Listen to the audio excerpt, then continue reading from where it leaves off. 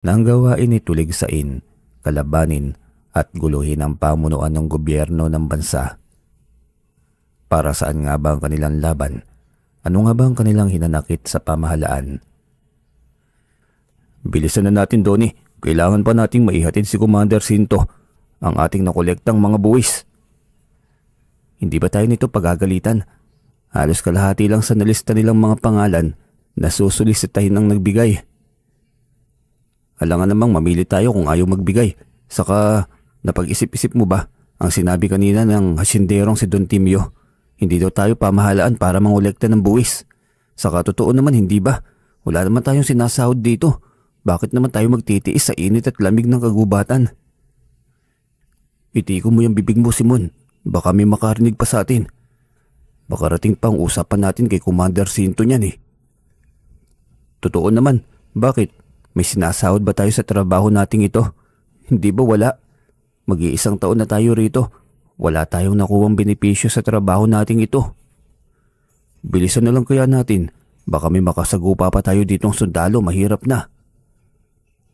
Binilisan na nga nila ang maglakad. Pagkatapos kasi nilang ihatid ang pera ay babalik pa sila sa kuta nila sa bundok. Pagdating nila sa bahay ni Commander Sinto ay malawak agad ang ngiti nito nang makita silang mabigat ang daladalang bag. Commander, kalahati lang itong nakolekta namin. Paano kasi ayaw magbigay ng iba?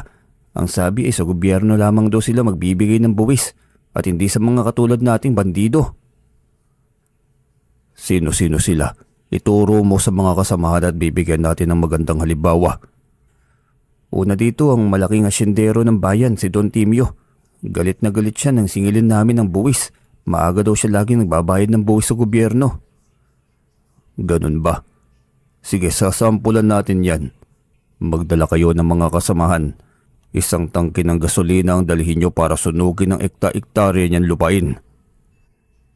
Galit na galit ito kaya nagmadali silang tawagin ng mga kasama. Nang gabi ding yun ay pinuntahan ng grupo ang kalupaan ni Don Timio. Ang mahigit 50 ektarya ng lupain nito ang magiging sample sa mga gagawing pananalasa ng grupo sa mga taong ayaw magbigay sa kanilang grupo ng taunang buwis. Itigil na natin to. Hindi tama ang ginagawa nating ito. Wala tayong karapatang singilin ng malaking buwis ang tao. Bayad siya sa totoong buwis niya. Tayo, legal bang ginagawa natin? Gumagawa lamang tayo ng sarili nating batas. Hindi naman naaayon sa pamahalaan itong ginagawa natin. Hindi ito tama. Saka wala tayong nakukuha dahil sa nasa taas lang naman lahat ng perang nakolekta natin. Ganun ba yun, Donnie? Sige, sasabihin namin kay Commander Sinto. Mag-isip-isip kayo. Dapat magising na tayo. Hindi magandang gawain ang pinapagawa sa atin ng mga nasa taas. Kung ayaw mong makinig sa ating pamunuan, pwede ka namang lumabas. Sasabihin namin kay Commander. Huwag kang umasta na ikaw ang Commander dito. Baka hindi mo kayanin ang parusa ni Commander. Huwag sanang dumating na pagsisisihan ninyo ang mga pang-aabusong gagawin nyo. Ngunit huli na ang lahat. Hindi rin sigurado kung makakalabas ka ng grupo sa matiwasay na paraan. Dapat kasi pinag-iisipan mo bago ka pumasok. Hindi ganito ang ipinangako sa akin na nag-aaya sa akin pumasok sa samahang ito. Niloloko lang tayong lahat ng nasa baba. Reklamo niya. Mukhang hindi na niya kakayanin pa ang mga nakikitang maling gawain ng grupo. Kanya-kanyang kuro-kuro, bulungan at mga opinyon. Habang siya sa isang direksyon na lamang nakatingin. Habang nagsasalita kanina may isang nilalang na nakamasid lamang sa kanya. Hindi niya alam kung anong elemento ito. Kalahating kabayo at kalahating tao. Sa unang pagkakataon ay minakita siyang ganitong uri ng nilalang. Dati ay kwento lamang ang ganitong elemento. Ngayon ay hindi niya sukat akalaing magiging totoo at kitang-kita ito ng dalawang mga mata niya. Hindi na siya kumikilos. Doon na lamang siya nakatingin sa nilalang na yon. Habang patuloy ang kanya-kanyang bulungan ay may kakaibang ingay silang naririnig. Galing yun sa masukal na kakahuyan ng asyenda ni Don Timio. Tumahimik kayo! Biglang sigaw ni Simon. Natigilan ng lahat ng marinig ang kakaibang tunog ng kalikasan. Nagyuyug-yugan ang mga kahoy sa kanilang unahan. Ilang saglit pa'y nagtalunan ng napakaraming unggoy mula sa mga punong yon. sa kanilang direksyon ng atake ng mga ito. Napakaraming unggoy. Saan galing ang mga ito? Galit sila sa atin. Barilin nyo. Atake sila sa atin. Isa-isang umatake ang mga ito kaya pinagbabaril ng mga kasamahan niya. Mababangis ang mga ito tila hindi natatakot sa mga tao.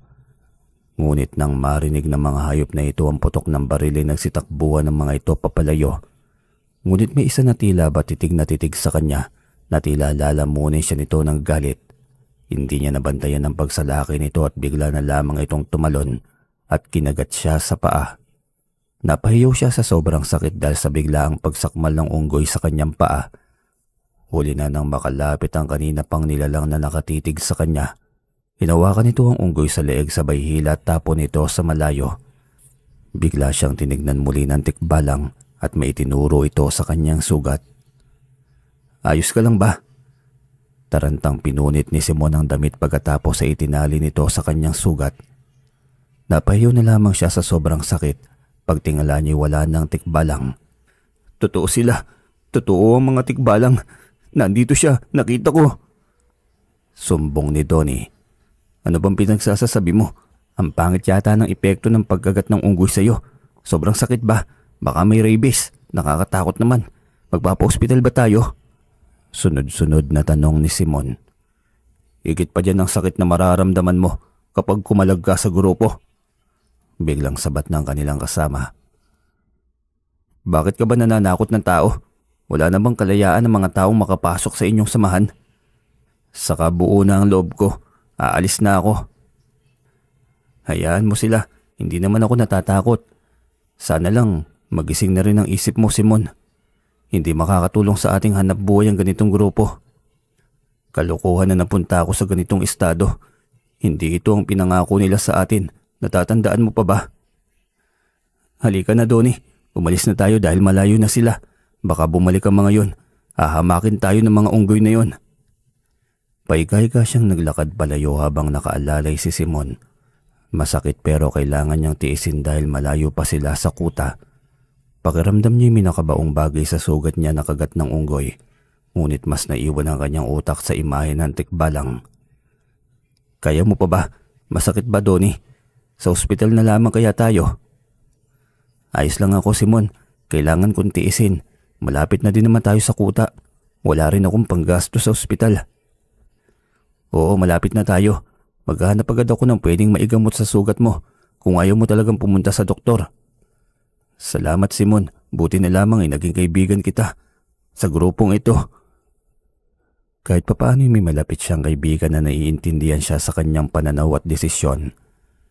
Alam niyang si Simon ay natauhan na rin. Takot lamang na kumalas sa grupo. Pagdating nila sa kutay agad na nangalap ng mga herbal na gamot si Simon para sa kagat ng unggoy sa kanyang paa. Habang siya hindi pa rin mapakali dahil tila may nakabaon na bagay sa kanyang sugat. Nagtaka siya dahil imposibleng maiwan ang pangil ng unggoy sa kanyang paa. Napakalambot ng kanyang balat. Isa pa'y paano mapuputol ang pangil ng unggoy. Ganong napakatigas ng mga ngipin ng mga ito.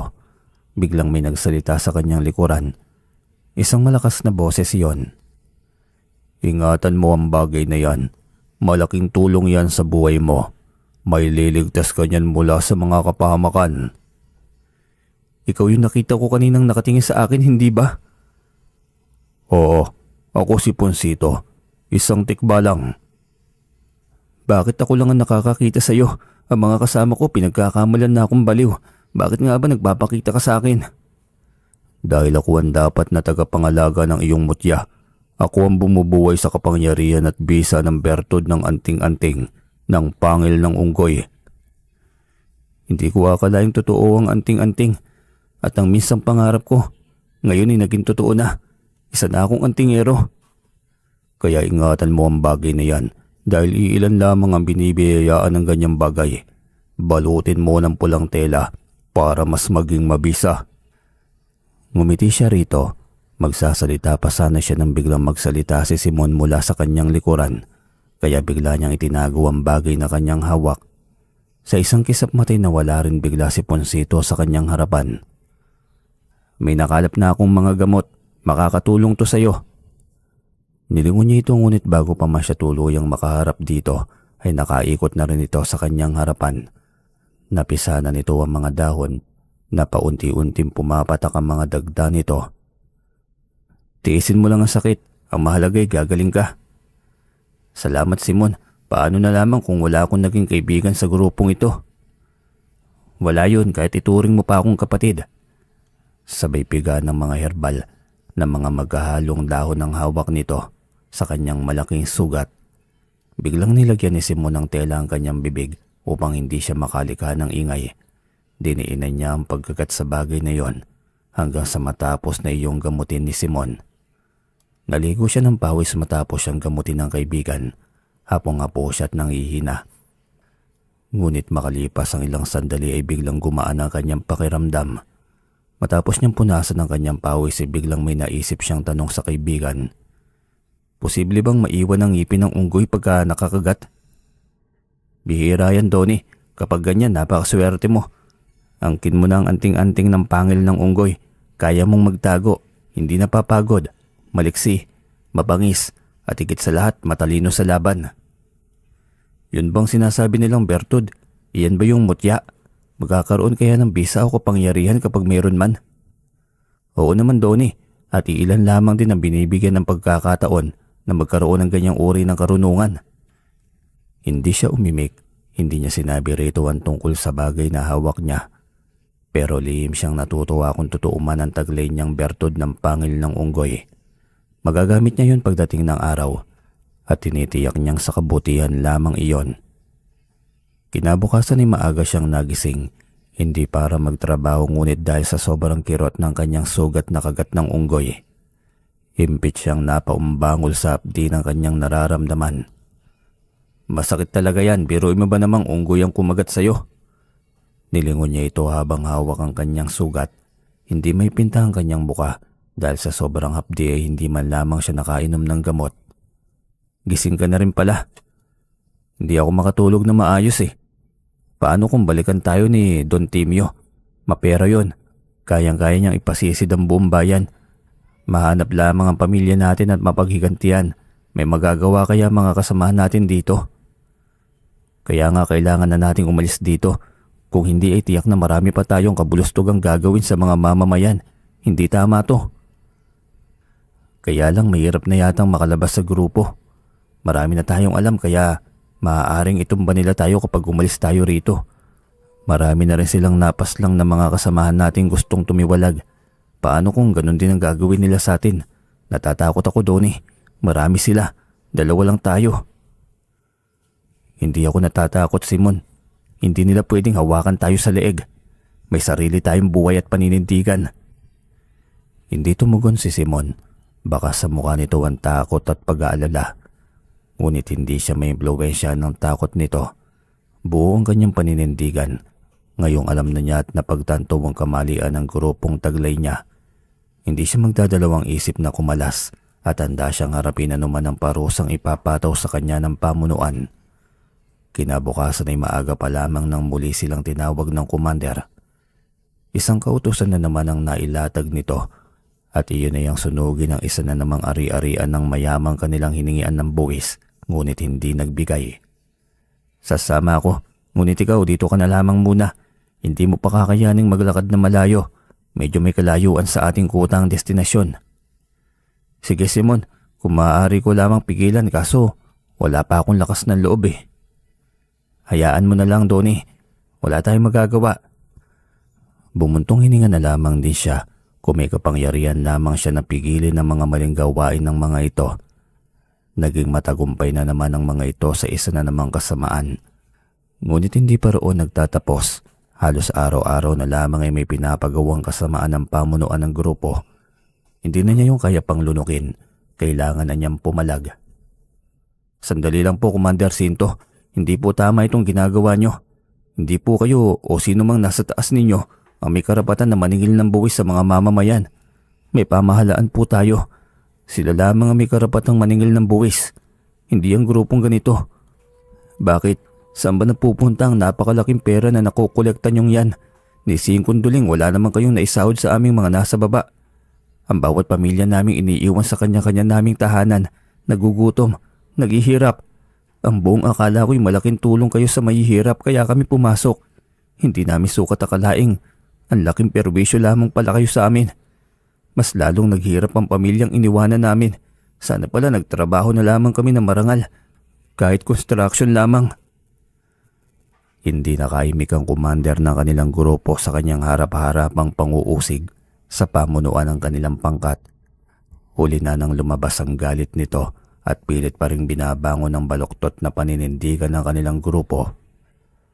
Ayaw mong sumunod sa utos, ganun ba yon? Hindi na po, Commander. Mawalang galang na ngunit hindi na. Ayoko na. Maling-mali ito. Galit na galit si Commander Cinto sa narinig niyang yon. Agad nitong pinag-utos sa kanilang mga kasamahan na paslangin na siya dahil isang traidor sa kanilang grupo. Ngunit hindi siya natinag. Hindi siya natakot kahit pa may sugat siya sa kanyang paa at hindi pa masyadong nakakalakad. Humingi ka ng paumanhin, Donnie. Bawiin mo sinabi mo. Alam mong hindi mo sila kakayanin. Hindi siya natinag sa galit ng commander. Tila nagkaroon din siya ng lakas ng loob nang makita ang nilalang na siyang gabay ng kanyang anting-anting. Lalo na nang makita niyang malakas na sinampal nito si commander. Tumabingi ang bibig ng commander at mukhang siya lamang ang nakakakita ng pagbabagong yon. Kaya hinayaan din niya yon na parang wala siyang nakitang kakaiba. Naiintindihan ko ang takot mo, Simon.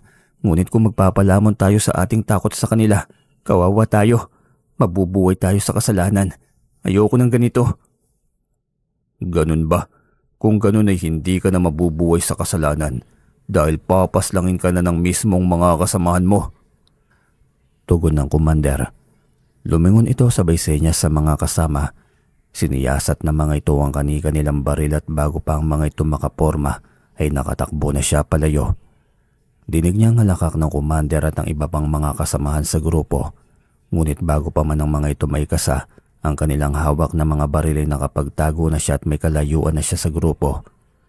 Nagtaka rin siya kung saan siya kumuha ng ganoong kakayahan at dinaig pa niya ang isang maalamat na kwento ni Tarzan. Kung paano ito naglambitin sa mga puno at palipat-lipat hanggang sa makalayo. Ngunit nakasunod ang mga ito sa kanya kaya patuloy siya sa pagtakbo palayo. Mas binilisan pa niya dahil alam niyang marami ang mga ito at talagang hindi siya titigilan hanggat hindi siya mahuli at mapas lang ayon sa utos ng commander. Nabuhayan siya ng loob ng marating niya ang kalsada. Hindi niya alam kung bakit kung kailan nasa kahabaan siya ng kalsada ay saka lang siya nagpaika-ika sa nararamdaman niyang hapdi at kirot ng kanyang sugat. Nang tingnan niya yun ay napangiwi siya dahil tumatagas na ang dugo. Mas lalo siyang napapaika-ika sa paglalakad. Maniniwala na sana siya na epekto yun ng pangil ng unggoy. Kaso'y nang makita niya ang kanyang tumatagas na maraming dugo ay bigla siyang nanghina tila hirap ng humakbang. Bigla niyang naalala ang mga nakasunod sa kanya na tinutugis ang kanyang buhay. Kinakabahan siya. Kung maabutan siya ng mga ito sa kahabaan ng kalsada, tiyak na ang kanyang kamatayan. Totoong hindi siya bubuhay ng kanyang prinsipyo at paninindigan. Kinakabahan na siya at hindi mapalagay. Ilang saglit pa'y biglang minarinig siyang tunog ng motorsiklo. Mula iyon sa kanyang likuran. Sumilay ang kaunting pag-asa. Kahit papaano'y may paraan pa para makaligtas siya sa mga nakasunod sa kanya. Hinintay niyan dumating ang motorsiklo. Nang malapit na yun ay agad niyang pinara. Pasakay po, parang awa niyo na. Ano bang nangyari sa paa mo? Nakagat po ako ng unggoy. Unggoy? Wala namang unggoy sa kagubatan na ito. Puwera na lamang sa hasyenda ni Don Timio. Bigla siyang natigilan. Natakot siya na mabisto ng lalaki na isa siya sa mga kasamahan na sumunog sa malawak na hasyenda ng palay ng Don. O siya, halika na. Baka nga may unggoy din dyan. Posible din isang gubat din naman yan eh. Tama po kayo, boss. Halika na. Saan ka ba bababa? Siguro sa bayan na lamang po, boss. Agad nitong binuway ang makina ng motor. Mabilis na pinatakbo hanggang sa marating nila ang bayan. Ngunit nagtaka siya nang biglang tumigil sa isang presinto. Sandali lang, may dadaanan lamang ako mga papeles. Dito kayo nagtatrabaho, sir? Isa akong pulis. Ako nga pala si PO3 Armando. Dadaan lang tayo saglit sa presinto dahil may mga importanteng dokumento akong kukunin. Pagkatapos ay ihatid na kita sa ospital. Mahihirapan kang maglakad at lalong delikado sa iyo. Baka may rabies at maapektuhan ka pa. Naku, hindi ko akalaing isang pulis pala ang tumulong sa akin. Salamat po, Sir Armando. Sana makabawi ako sa iyo balang araw. Huwag mo isipin ang bagay na yan. Kung natulungan man kita sa maliit na bagay, parte pa rin yun ng aking trabaho. Lihim siyang humanga rito. Ito yata ang kanyang pangarap noon, ang maging isang magaling na pulis. Ngunit hinamak ng kahirapan, kaya hindi nagkaroon ng pagkakataon na makamtan ng pangarap na inaasam, bagkus ay napunta sa isang samahang maling-mali ang pananaw sa buhay. Buti na lamang at hindi pa huli ang lahat. Bago pa malaso ng kanyang utak ay tumiwalag na siya sa mga ito. Ngunit isang masakit na katotohanan ang bumungad sa kanya nang dumating siya sa kanilang bahay. Donnie anak, mabutit umuwi ka na. Nag-aalala ko sa iyo na sobra. Nay, bakit ang payat niyo na? Paano kung tataba kung puro problemang iniisip ko rito? Totoo nga ba anak? Kasama ka sa mga pinaghahanap ng batas at ni Don Timio? Halika na nay, pumasok na tayo. Baka may makakita pa sa atin. Kung ganon, totoo nga. Anak, alam mo ba kung sino ang kinakalaban mo? Nay, huwag mo nang alalahanin pa ang bagay na yan. Halika na, pumasok na tayo. Umiiyak ang ginang habang nakatingala sa kanya. Naawa rin siya rito at laking pagsisisi niya kung bakit siya napunta sa ganoong sitwasyon. Kung hindi lamang sana siya pinangakuha ng isang magandang oportunidad, hindi sana siya naroon para magtiis sa lamig ng gabi, sa init ng araw, at lalong sa panguusig ng kanyang konsensya. Papasok na sana siya ang kanyang inay, nang biglang pagbabarilin siya ang kanyang inay. Hindi siya tinamaan ngunit ang kanyang inay mukhang malala ang tama. Nay, gumising ka. Huwag mo akong iwan, Nay. Babawi pa ako sa iyo. Ngunit bigla nang naputol ang hininga ng inay. Wala na itong buhay at hindi na siya sigurado kung kaninong tauhan ang sumalakay sa kanila. Kung kay Don Timio ba o sa mga rebelde na nais, ay ayaw siyang tumiwalag. Aida, anong nangyari? Patakbon lumapit si Mang Oka, ang kanyang ama na sobrang nag-aalala. Sukbit nito ang dalang itak galing pa ito sa kanilang sakahan. Tay, binaril ang nanay. Kasalanan mo to. Sumama ka na sa mga rebelde, hindi ba? Bakit ka pa umuwi? Doon ka na lang sa bundok. Mamatay ka na lang doon. Tay, biktima lang din po ako. Hindi na ako babalik pa sa mga kasamahan ko. Magbabagong buhay na ako. Para saan yung pagbabagong buhay na yan? Wala nang nanay mo. At dahil yan sa kabulastugan mo, lumayas ka na lang sa pamamahay ko, Donnie. Wala kang silbi. Umiyak siya nang marinig yun mismo sa bibig ng ama. Mas lalo siyang nawala ng tiwala sa sarili. Kaya lamang naman siya sumali sa grupong yon dahil sa pangakong magandang buhay. Ilang taon na siyang tambay ngunit wala pa rin siyang mahanap na trabaho. Nagtapos siya sa kursong komersyo. Buwan-buwan ay naghahanap siya ng kumpanya na mapapasukan. Ngunit ang lagi naririnig niya tatawagan na lamang siya at kung hindi naman ay hinahanapan siya ng karanasan. Paano siya makakapagtrabaho kung hahanapan pa siya ng karanasan? Kaya nga siya maghahanap ng trabaho para magkaroon nito. Akala naman niya totoo ang pangako ng grupo sa kanya. Mas lalo lamang siyang nalagay sa alanganin. Pinahamak pa niya ang buhay ng kanyang pamilya. Wala siyang magawa kundi ang harapin ang mga konsekwensya. Dahil nagsisimula pa lamang ang kaguluhan sa kanyang buhay. Hindi lamang dalawa ang tutuligsa sa kanya, kundi tatlo. Si Don Timio, ang grupo ng mga rebelde na sinamahan niya, at ang mga alagad ng batas na hawak na din ang kanyang pangalan dahil isa siya sa mga nakuhanan ng video sa asyenda ni Don Timio. Ano pang tinutunga-tunga mo? Umalis ka na sabi. Tay, hindi ko kasalanan, wala akong kasalanan. Biktima lang din po ako. Paano ka naging biktima sa lagay nito, Donnie? Pagkatapos mong sumama sa mga rebelde, saan ba kami nagkulang sa iyo? Pinag-aral ka namin sa magandang kurso. Kahit mahirap ay ginapang ka naming mag-asawa, lalo na't nag-iisa ka naming anak. Pero anong ginawa mo? Yun nga tay, kaya ako sumama sa grupo dahil walang silbi ang pamunuan. Ang buong akala ko'y may maganda akong makukuha sa grupo. Yun pala palalalain lamang ng mga ito ang sitwasyon. Biktima rin po ako, Papa. Naghahangad din po ako ng magandang trabaho para sa inyo, para mapagaan ang buhay ninyo. Huwag ka na magpaliwanag. Hindi ko rin maiintindihan. Basta umalis ka na sa pamamahay ko dahil sa ayaw na kitang makita. Halo ang emosyon na kanyang nararamdaman ng mga sandaling yon. Hindi niya alam kung sino ang dapat nasisihin. Siguro nga sarili niya ang una, ngunit hindi siya papayag na walang may makukuwang hustisya. Mananagot ang mga taong nasa likod ng kanyang paghihirap ngayon. Hindi siya titigil hanggat hindi niya makukuha ang kanyang hustisya. Lalong hindi niya titigilan ang paghahanap ng hustisya para sa pagkamatay ng kanyang inay. Kung hindi si Don Timio, tiyak na mga kasamahan niya sa grupong rebelde. Habang naglalakad siya, nang lutang sa sarili, ay biglang may nagsalita sa kanyang likuran.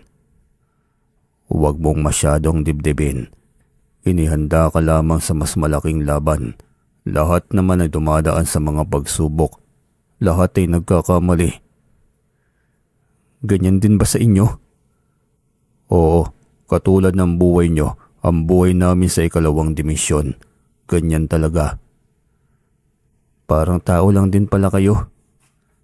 May kahalintulad ang buhay. Dahil pareho ang tagalikha natin. Tumango lamang siya, walang direksyon kung saan siya patungo. Naglalakad siya sa kalsada na lutang ang kanyang utak. Hindi niya alam kung saan siya makikisilong. Habang paikay-kang naglalakad ay biglang may bumusina sa kanyang likuran. Nang lingunin niya yun ay nagulat siya nang makita si PO3 Armando. Kilala pa rin siya nito. Saan na naman ang punta mo? Kumusta po kayo, sir? Nilingon niya si Ponsito. Wala na ito. Bigla na naman itong naglaho. Mabuti naman, ikaw kung saan-saan na lang kita nakikita. Wala ka bang permanenteng address? Pinalayas po ako ng tatay. Bakit naman? Kung sasabihin ko ba sa'yo, hindi mo ba ako husgahan, PO3? Sabihin mo na, makikinig ako. Kinuwento niya ang lahat, simula sa paghahanap niya ng trabaho hanggang sa kung paano siya nakapasok sa grupo ng mga rebelde at napagtanto ang mga maling ginagawa ng mga ito. Masaya si PO3 sa kanyang naging desisyon. Hindi niya akalain na may magandang bagay na naghihintay sa kanya. Sa pagkakilala nilang dalawa ng butihing pulis siya. Sa akin ka na lang, kukup-kupin kita. Totoo po ba, PO3? Oo, dadalhin kita hanggang sa masanay ka. Gagawin kitang tagapagmasid sa mga taong target ng aking grupo. Sige po, salamat sa trabaho. Huwag kang mag-alala, hindi ko sasayangin ang buhay ko. Tama yan, Donnie. Lahat naman tayo may mga maling hakbang sa buhay. Ang mahalaga'y matuto tayong magsisi at bumangon. Sobrang tuwa niya nang dalhin nito sa malaking bahay nito. Bata pa ito at halos 5 taon lamang ang agwat nila. Pagdating sa bahay ay pinakilala siya nito sa may bahay niya.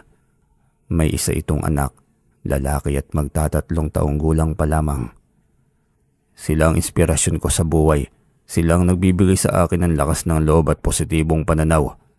Kaya kung ako sa iyo, magtrabaho ka ng maayos. Nang sa ganon, may mahanap ka ring asawa na bibigyan ka ng anak at magsisilbing kalakasan mo sa buhay. Ngumiti lamang siya nang marinig iyon.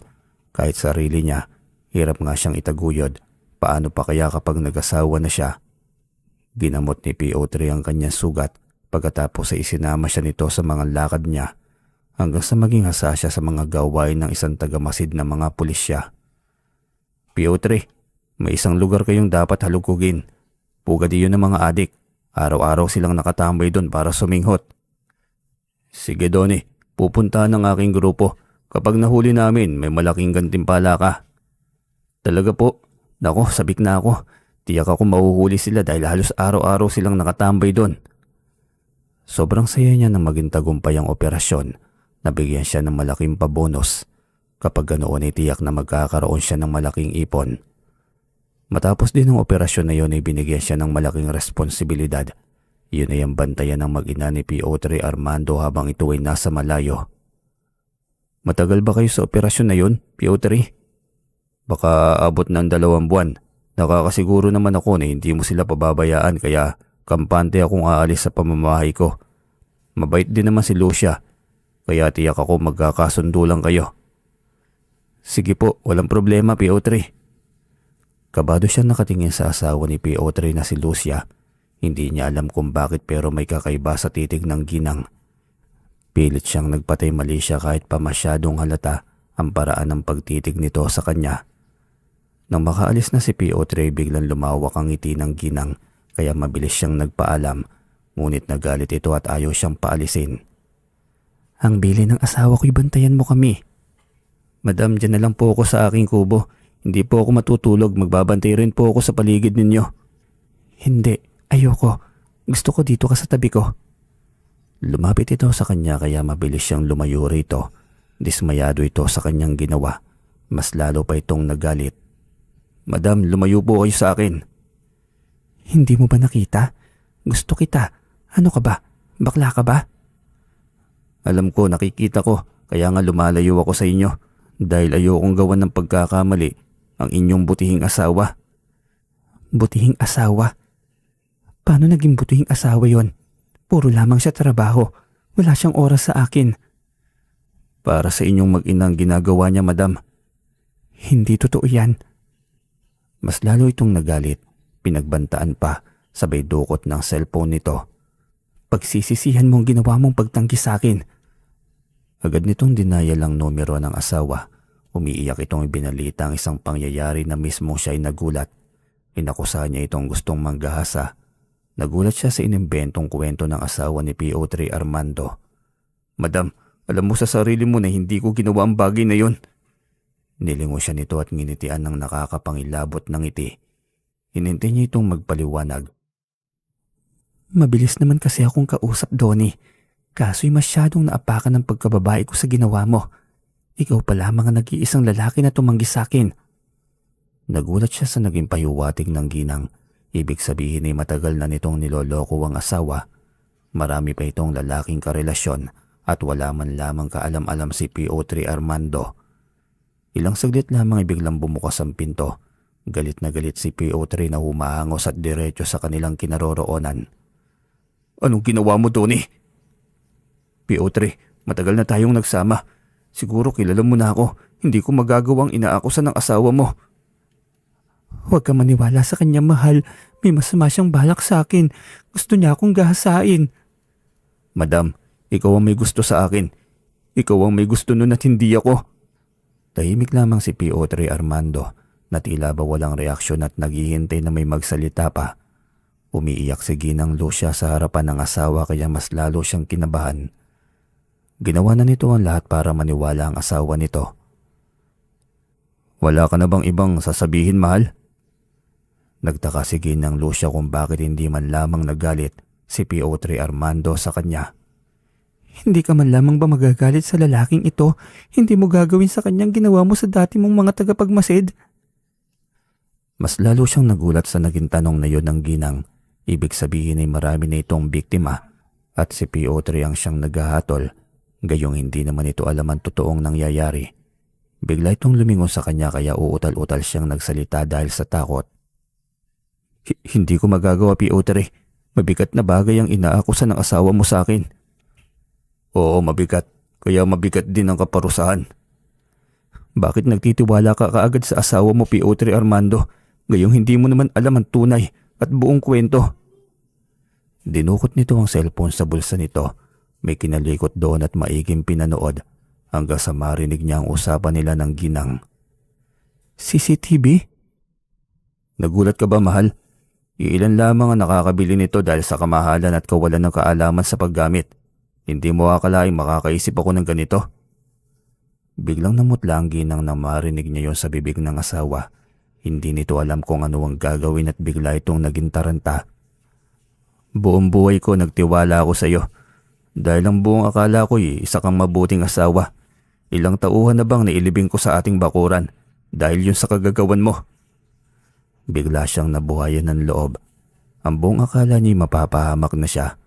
Hindi niya akalain na may nakatagong alas pa pala para magligtas sa kanya na hindi inaakala ni Ginang Lucia. Hindi mo pwedeng gawin sa akin to, Armando. Bakit hindi? Isasauli kita kay Papa. Yun na nararapat. Ipapakulong kita kapag ginawa mo yon. Kuyom ang mga kamay ni Piotr Armando habang tinititigan ng kanyang asawa. Sobrang liit na lang ito sa paningin ng pulis. Gayunpaman, pilit itong nagtimpi. Sinakay nito sa kotse ang asawa at anak upang ibalik sa mga magulang nito. Halika, Donnie. Samahan mo kung ihatid siya sa kanyang mga magulang.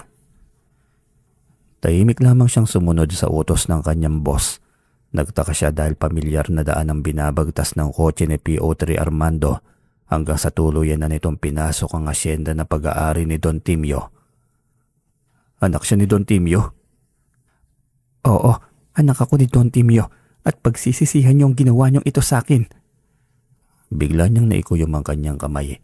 Nag-iipon pa lamang siya ng pera para sa hustisya ng kanyang inay. Ngunit mukhang mas maaga pa yatang makukuha ang hustisya. Makikita pa lamang niya ang mukha nito mamaya ay tiyak na hindi na siya makapagpipigil. Bakit bigla ka natahimik, Donnie? Si Don Timio ang nagpapatay sa aking inay dahil sa pagkasunog ng kanyang malawak na palayan. Binalikan niya ang aming pamilya at unang inosente kong ina ang naging kabayaran. Kayo palang may kasalanan. Kung alam ko lamang na ikaw ang isa sa naging dahilan ng pagkalugi namin, edi sana binalatan na kita. Napag-utusan lamang kami ng nasa taas. Inosente ako sa mga kasamaang ginagawa ng grupo. Kaya nga nang malaman kong iyon ang gawain ng nasa baba kagaya ko, ay tumiwalag na ako. At salamat dahil tinulungan ako ni Piotr Armando. Nakakatawa, hindi mo ba alam na walang posisyon na ganyan ang asawa ko kung hindi dahil sa aking papa? Tumahimik ka, Lucia. Pinaghirapan ko ang bagay na ito, kaya ako nagkaroon ng ganitong posisyon. Marami akong pinagdaanan. Tinawanan lamang ito ni Ginang Lucia at umiiling na tila ba kontrolado ng yaman nito ang lahat-lahat. Pagdating sa mansyon ni Don Timio ay agad na sinalubong sila ng Don nang makita ang kotseng palapit. Pagbaba ni Ginang Lucia ay agad itong tumakbo palapit sa ama nito. Agad itong nagsumbong kaya kinakabahan siya. Habang pababa ng kotse, sa kanya agad ang tingin ng Don. Galit na galit itong sinalubong siya. Ikaw, isa ka sa naging dahilan ng pagkalugi ng asyenda. Magbabayad ka. Pinigilan ko sila, Don Timio. Alam ko mali ang ginagawa nila pero marami sila. Anong laban ko sa kanila? Nagpantig ang kanyang tenga habang sinasabi yon. Pilit niyang kinokontrol ang kanyang galit. Sa akin siya nagtatrabaho, Papa. Ngunit anong ginawa mo sa kanyang ina? Alam mong inosente siya. Hindi mangyayari yun kung hindi niyo inabuso ang pag-aari ko. At hindi pa ako tapos. Papa, nakikipaghiwalay na sa akin si Armando. Hindi ako papayag, Papa. Biglang sumama ang tingin ng Don sa ginang. Tila hindi ito natuwa sa naging sumbong ng unika iha nito. Wala akong pakialam. Sinong nagsabi sa iyo na iyan ang pangangasawain mo? Maraming mayaman. May pinakilala akong asyendero sa iyo, ngunit anong ginawa mo? Pinili mong magpabuntis sa lalaking yan, kaya magtiis ka. Papa, mamamatay ako kapag nawala sa akin ang asawa ko, Papa. Paumanhin, Papa. Malaki ang respeto ko sa iyo. Minahal ko siya at pinakasalan. Ngunit anong ginawa niya? Niloko niya ako. Hindi kita niloloko. Ikaw ang nawala ng oras sa akin. Tumahimik kayo. Hindi kayo ang problema ko ngayon, kundi ang malaking lugi ko sa asyenda. Wala na akong pakialam pa sa inyo. Umuwi ka na, Armando. Mas lalong nagalit si Ginang Lucia nang marinig yon. Hindi ito kinampihan ng Don kaya sa galit nito'y binunot nito ang baril ng Don. Ang sabi ko'y hindi ako papayag. Yaman din lang naman na hindi kayo mapapasakin. Mas mainam na mamatay na lang kayo. Nagulat si Piotr Armando nang marinig yon. Dalawa sila ni Donnie ang gusto nito. Parang gusto nang matawa ng pulis nang marinig yon. Hindi nito akalaing ganoon ang ugali ng asawa. Hindi ko alam na may ganyan palang katulad mo, Lucia. Nakakadiri ka. Tumalikod na si Piotr Armando upang umuwi na. Sumunod si Donnie dito ngunit lumingon muna siya sa kinaroroonan ng mag-ama. Mabilis na tinalon niya si Piotr Armando upang hindi matamaan ng bala. Sabay silang nagpagulong-gulong hanggang sa marating nila ang labasan. Sinalubong sila ng mga armadong tauhan ng Don. Mas napasabak sila sa malaking laban. Ngunit malakas ang loob niyang kaya niya makipagpatintero sa dami ng kalaban na kanilang kaharapin. Kaya mo ba, Donnie? Oo naman, PO3, kaya ko. Gumulong-gulong siya hanggang sa makalayo sa papalapit na kalaban. Magkaiba sila ng destinasyon, ngunit pareho silang ligtas. Hindi niya alam kung saan galing ang lakas at bilis niya at ang galing niya sa pag-iwas sa mga kalaban. Kunin mo, Donnie. Kailangan mo makipagbarilan. Kailangan nating makalabas sa teritoryong ito. Kung hindi ay tiyak na mapapahamak tayo. Agad niyang sinalo ang 45 baril na itinapon nito sa kanyang kinaroroonan. Sabay ng pagsalo niya yung paghawak ng gatilyo ng baril. Kinilabit niya yon ng may tutok sa kalabang siyang punterya. Bago pa nito may putok ang hawak nitong baril ay nakabulagta na ito dahil naunahan niyang paputokan nito sa ulo. Sunod niyang pinunterya ang dalawang lalaki na nasa likodan ng malaking paso ng bulaklak na nasa bukana ng bahay. Hindi niya tinigilan hanggat sa hindi niya madali ang mga yon. Ngunit si Piotr Armando na ang gumawa ng mga bagay na yon dahil nasa harapan lamang nito ang dalawa kaya mabilis na nadali. Galit ang Don na nagsisisigaw sa loob ng mansyon. Hindi nito matanggap ang pagkatalo nito. Lumapit si Piotr kay Donnie. Mangang-mangha sa kanyang ipinakitang galing sa pakikipaglaban. Akala ko ba wala kang karanasan sa laban? Hindi ko nga rin alam kung saan galing ang lakas at liksi ko kanina. Siguro dahil sa nerbiyos at takot. Imposible yan. Tugon naman ni Piotr. Bigla niyang naisipan ang pangil ng unggoy. Nasa kanyang bulsa iyon na nakabalot sa pulang tela. Bigla niyang naisipan na baka galing sa bertud ng pangil ng unggoy ang kanyang liksi at galing sa pakikipaglaban. Ngunit hindi niya pwedeng ipagsabi yon. Tahimik na lamang siyang napangiti. 2 beses na niyang napatunayan ang bisa ng bertud na mayroon ng pangil ng unggoy. Nang araw na yun ay hindi sila umuwi ng bahay ni Piotr. Naghanap sila ng isang hindi gaanong kilalang motel sa katago sa marami upang maging ligtas sila sa mga kalaban, lalo na sa mainit na mata ng mga tauhan ng Don. Alam nilang sila ang sentro ng atensyon ng mga tauhan ni Don Timio, kaya kailangan nilang mag-ingat. Kinabukasan ay nagulat na lamang sila sa balita. Pinaghahanap na sila ng mga kapulisan at sila ang pinagbibintangan na lumusob sa bahay ng Don. Piotr, paano to? Nasira patuloy ang trabaho mo dahil sa akin. Hindi naman ikaw. Ang walang hiya kong asawa yon. Saka ang walang kaluluwang si Don Timio. Sana nga siguro nasama na lamang ang mansyon sa mga nasunog na palayan. Yaman lang din naman ang nasa utak ng Don na yun eh. Natahimik siya habang inaalala ang ginawa nilang pagsunog sa malawak na palayan ni Don Timio. Ang buong akala ni kawawa ito nang malugi sa malawak nitong palayan na sinira lamang ng kanyang kasamahang mga rebelde.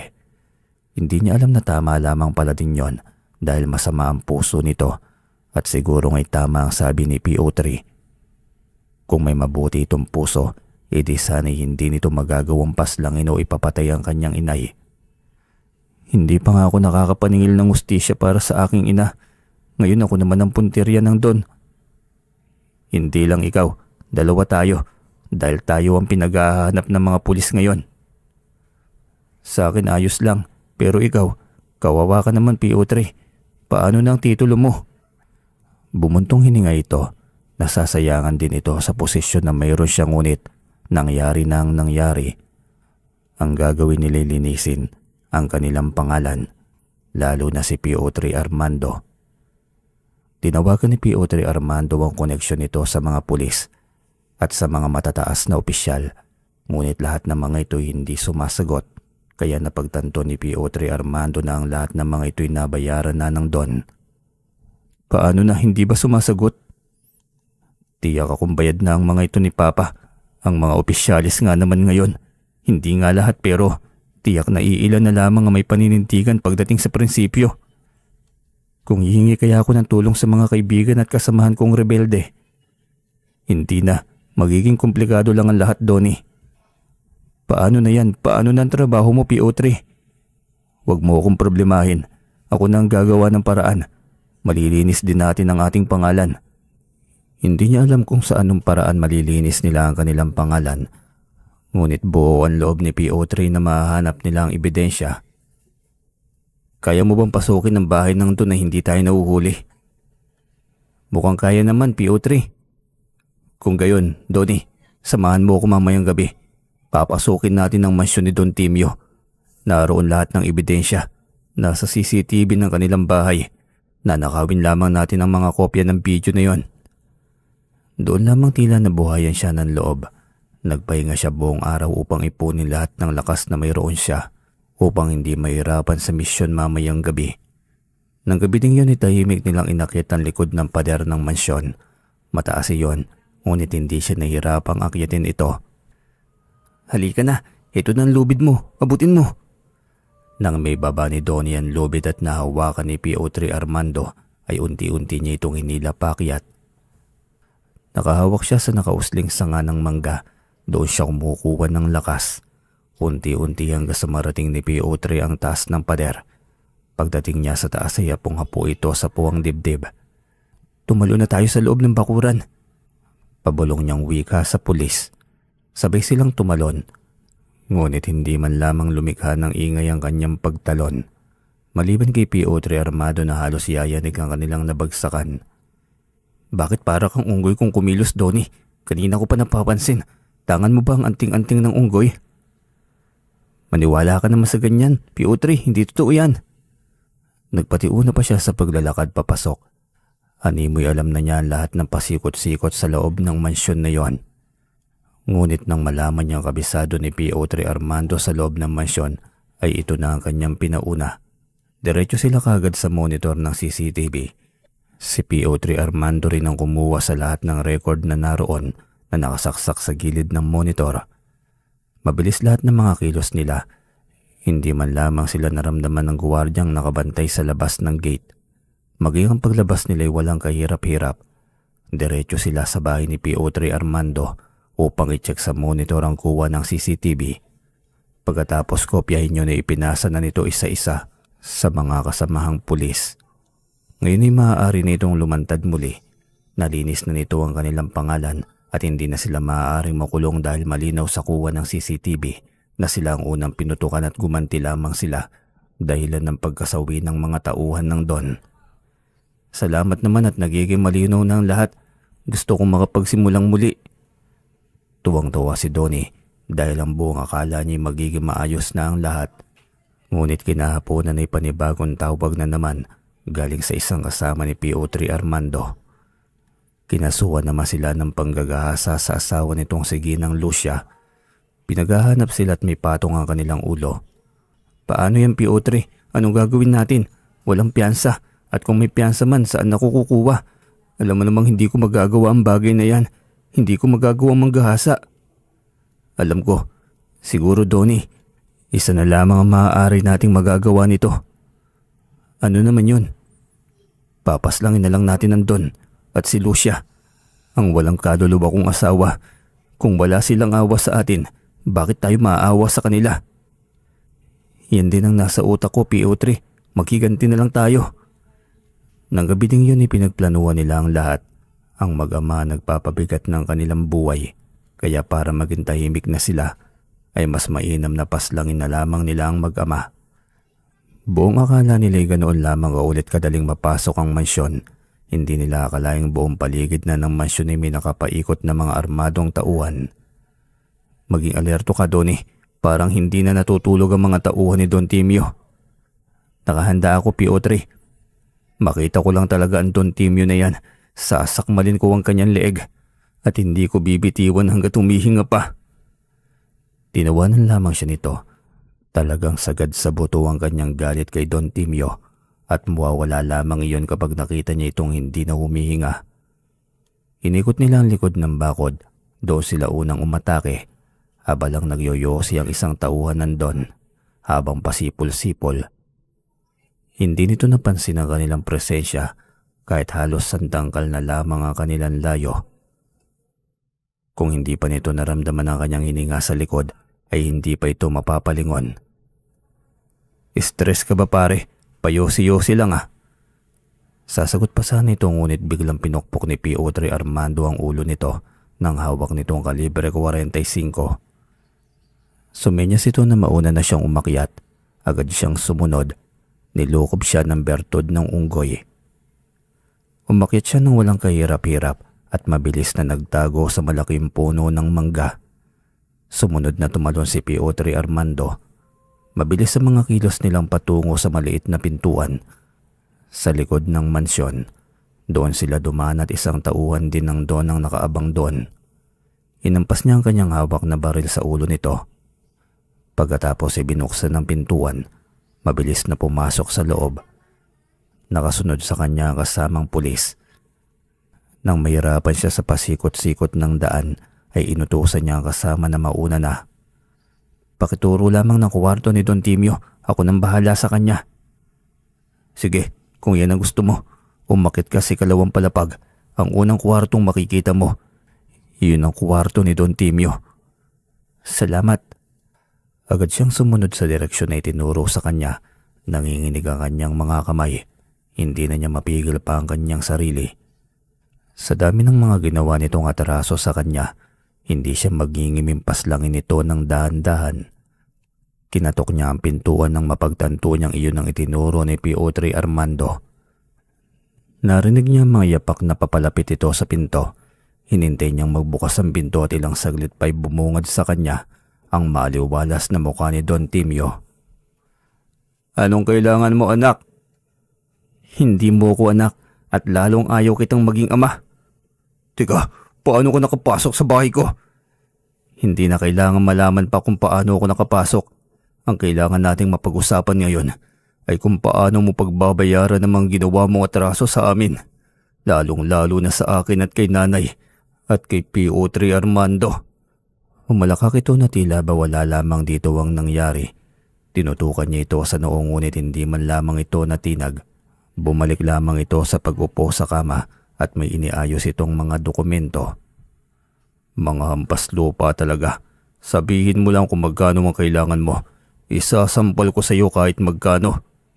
Mas lalo siyang nanginig sa galit dahil sa narinig na yon. Bigla rin bumungad sa kanyang harapan si Pansito. Gusto mo bang ako na lamang ang bahala sa matandang ito? Wag na, Pansito. Sisiw sa akin ang buhay ng matandang ito. Nagdaka matanda kung sino ang kanyang kausap.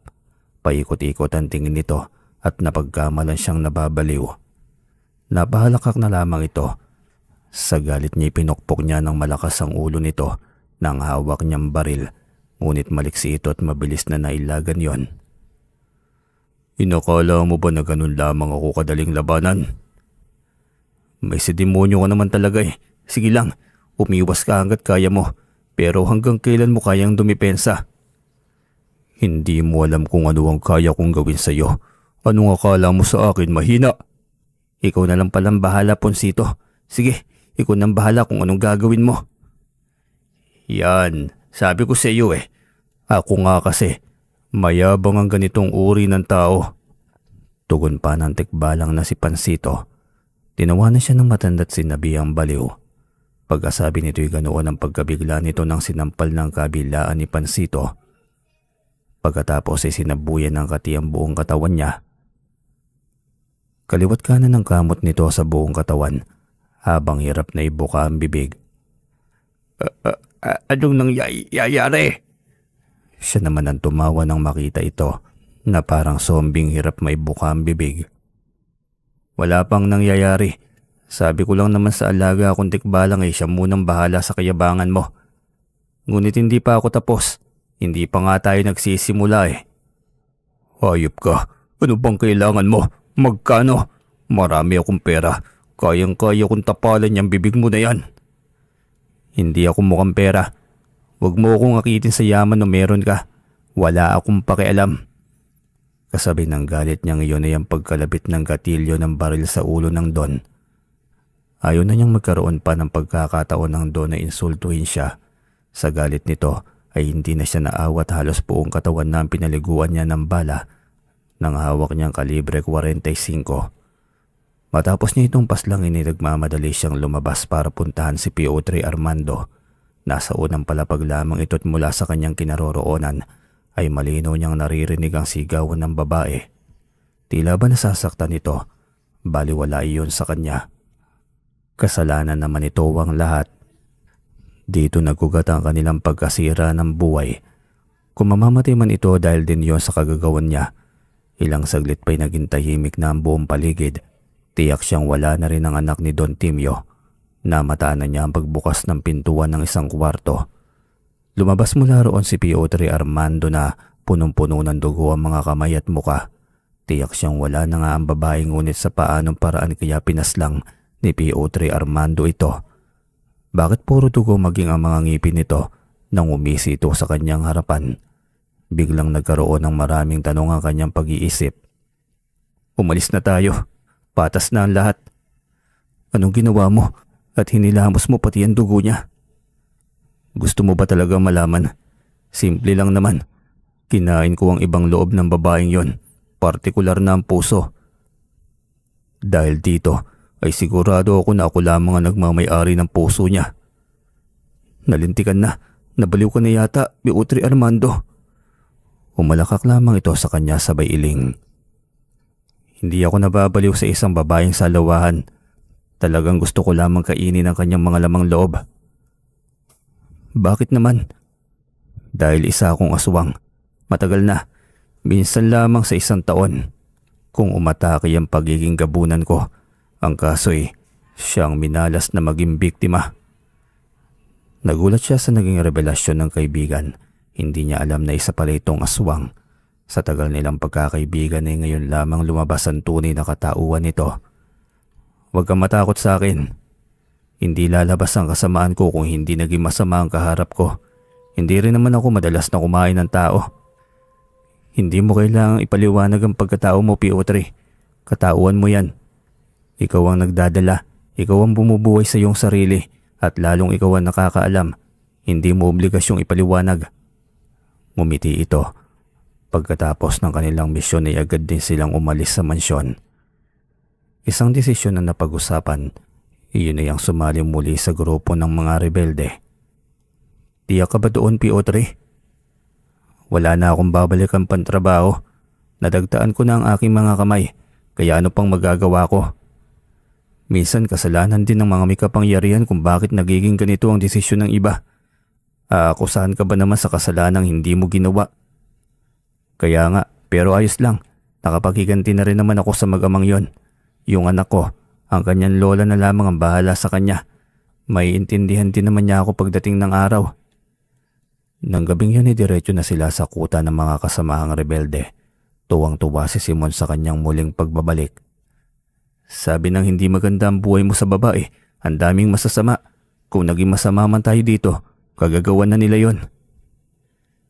Hindi na natin ito isisisi pa sa kanila. Desisyon nila yon. Ito ang sa atin. Wala tayong magagawa. Lumapit sa kanila si Commander Cinto. Seryosong tinitigan sila isa-isa ni Piotr Armando. Pagkatapos ay marami na itong naging katanungan. Sinagot yun ng pulis sa mahusay na paraan. Walang pagyayabang at walang pag-aalangan. Hindi kaya't ginamit lamang kayong mga tagapagmasid ng gobyerno? Anong balak ninyo? Ang sirain at wasakin ang aming grupo. Tignan mo ang mga pangalan namin sa media. Magbasa ka ng magazine. Nang sa gayon ay alam mo ang dahilan ng aming paglisan sa totoong trabaho namin. Hindi na tama ang pamamalakad ng batas. Hindi naman lahat pero mayroong iba na kasuklam-suklam. Mas mabuti nang maging rebelde. Tama ang ginagawa ng iba. Dapat lang nasingilin ng doble ang buwis ng mga mayamang gahaman. Ngayon alam nyo na. Sige na, pasok na kayo sa grupo. Tugon ng commander. Pero sana wag niyong kamkamin ng pera. Ang mga taong kasama sa organisasyong ito, hindi sila robot. Maging ang naiwan nilang pamilya, kailangan din nila ng pera. Lahat umiikot sa pera. Kaya naging masama ang iba dahil din sa pera. Dagdag pa ni Piotr Armando. Hindi sumagot ang commander. Iniwan sila nito matapos ang usapan. Iyon na ang bago nilang tirahan. Hindi na maaaring malinis pa ang kanilang pangalan dahil lalo lamang nadaragdagan ng kanilang kaso dahil sa pagpaslang nila sa mag-ama. Wala nang ibang magiging suspect dahil sa sila lamang ang may galit sa mag-amang yon. Nang sumunod na gabi ay isang laban ang nangyari, kalagitnaan ng tulog na marami nang biglang may nagpaputok. Gising kayong lahat. Papalapit na ang kalaban. Panggigising ng isa sa mga kasamahan nila. Sinong traidor ang nagturo sa ating lungga? Walang sumagot kaya silang dalawa agad ang inakusahan dahil silang dalawa lang naman ang bagong pasok sa samahan. Kung kaming dalawa man, edi sana kanina pa kami nagtago o di kaya tumakas. Bakit pa kami nandito? Ano, ginisa lang namin ang sarili namin sa gitna ng laban? Sambit ni Donnie. Tumahimik ito at napaisip. Kuyom ang mga kamay nito at galit na galit. Lahat ay nasa posisyon na. Lahat ay nagsihanda sa paparating na kalaban. Buti na lamang may nakabantay. Kung wala yari tayong lahat dito. Kanya-kanya ng tago at posisyon ng lahat. Siya ay bumaba sa isang malaking puno ng banaba. Sapat na makapagkubli siya ron. Pumosisyon siya ng maayos at nakita rin niya sa di kalayuan si PO3 Armando. Biglang bumungad sa kanyang harapan si Ponsito, ang gabay ng kanyang anting-anting. Bakit nandito ka? Tanong ni Donnie. Dahil isa itong patibong, umalis na kayo ni PO3 Armando. Dahil kayo talaga ang pakay ng mga armadong yan. Anong ibig mo sabihin? Si Commander ang nagturo sa inyo rito. Gusto ng Commander na makuha ang patong sa ulo nyo na ngayon ay umabot na sa 1 milyon. Walang hiya. Agad siyang tumakbo papalapit kay PO3 Armando. Binulong niya ang lahat dito. Ipinaliwanag niya ang sinabi ng kanyang gabay. Nagmamadali lahat ng kanilang kilos upang makatakas bago pa sila mahuli mismo ni Commander. Walang hiyang Commander na yun. Akala ko makatao. Yun pala mukhang pera. Yun nga rin. Kaya magmadali na tayong humanap ng posisyon. Hindi tayo aatras sa laban. 2 grupo ang ating kalaban. Sambit ni Donnie. Sana pala hindi na tayo umanib pa sa grupong ito. Hindi sana tayo nagkaproblema ngayon. Hayop na Commander Sinto na to. Humanda siya sa akin. Tugon naman ni PO3 Armando. Nasa mataas talagang posisyon ng mapag-abuso. Kaya kawawa lagi ang nasa baba. Nailing na lamang si PO3 Armando nang sabihin niya ang bagay na yon. Totoo naman, nasa mataas madalas sa mga mapang-abuso. Hindi naman lahat ngunit madalas. Akong bahala kay Commander Ponsito na yan. Makakaasa kang dadalhin ko siya sa harapan ninyo, Donnie. Biglang sambit ng tikbalang. Ano namang gagawin mo? Manood ka lang. Ngumiti pa ito kaya hinayaan niya ito. Malaking tulong si Ponsito at ang bertod ng pangil ng unggoy sa kanya. Alam niyang sa mga ito galing ang kalakasan, maging ang kakaiba niyang bilis at lakas tuwing nasusuong sa panganib o laban. Ilang sandali pinamataan niya si Ponsito na palapit sa isang malaking punong kahoy. Nagulat siya dahil bigla itong naging babae. Isang maputi, matangkad at magandang babae. Napangiti siya sa kanyang naisip. Alam niyang may kakaibang bitag na ginawa si Ponsito. Lumapit ito sa kanilang kinaroroonan ni PO3 kaya sumenya siya sa kasama na huwag kumilos. Sinunod niya ito hanggang sa bumungad sa harapan niya ang nakangising si Ponsito. Unti-unti itong nagbalik sa pagiging tikbalang. Nasaan na yun? Nagtatakang tanong ng Commander. Nandito lang siya, naging isang kabayo. Nagulat si Commander nang makita si Doning nakaupo sa puno ng banaba. Si PO3 Armando naman ay nasa likuran lamang din nito. Nandito ka pala. Mabuti at handa ka na sa laban. Pero nakita mo bang magandang babae? Nasa likod mo lamang, Commander. Anong nasa likod? Lumingon ito at paglingon ay saktong dumapo ang kamay ni Ponsito sa mukha nito. Napahawak si Commander Sinto sa mukha nitong biglang nanigas. Ano yun? Hindi mo ba naramdaman, Commander? Sampal iyon ng isang tikbalang. Hindi masakit, hindi ba? Tinawanan lamang siya ni Commander Sinto. Nanliit ang mga mata nitong nakatitig sa kanya. Tila kinikilati siya sa kanyang nararamdaman. Pansin ko lang bakit parang may galit ka sa akin. Tinanggap naman kita. Tumawa ito ng pagak. Sakto rin paglapit ni PO3 Armando. Ang galing naman magdrama ng kabaro ko. Sa tingin mo ba'y hanggang saan mo kaya kayang panindigan yung drama mo? Hindi ko alam ang sinasabi nyo. Maganda na kayo dahil palapit na ang ating kalaban. Tatalikod pa ito ng biglang kwelyohan ni PO3 Armando. Tumalon siya sa puno ng banaba. Pagkatapos tumalon sa dibdib ni Commander. Bumagsak ito habang siya'y nakaupo pa rin sa dibdib nito. Napaumbangol ito sa sakit. Tila nawalan ito ng lakas at mahina itong nagmakaawa, ngunit galit na galit dito si PO3. Kaya walang awa niya itong tinarakan ng kutsilyo sa dibdib nito. Bigla itong nangisay. Ilang segundo lamang ay binawian na ito kaagad ng buhay. Yan na nararapat sa mga kagaya mong traidor. Lalaban pa ba tayo? Tanong naman ni Donnie kay PO3 Armando. Oo, hanggat kaya natin. Sa ngayon bababa tayo ng paunti-unti dahil mabibitag nila tayo rito. Hindi natin alam kung sino-sino pa ang mga kakuntsaba ng general. Agad siyang sumunod sa utos nito. Nagmamadali silang pababa hanggang sa nakipagpalitan na sila ng putok. Wala na ako matutulong pa sa ganito, Donnie. Takot ako sa baril. Sambit ng tikbalang. Ayos lang, kaya na namin to. May kausap ka ba, Donnie?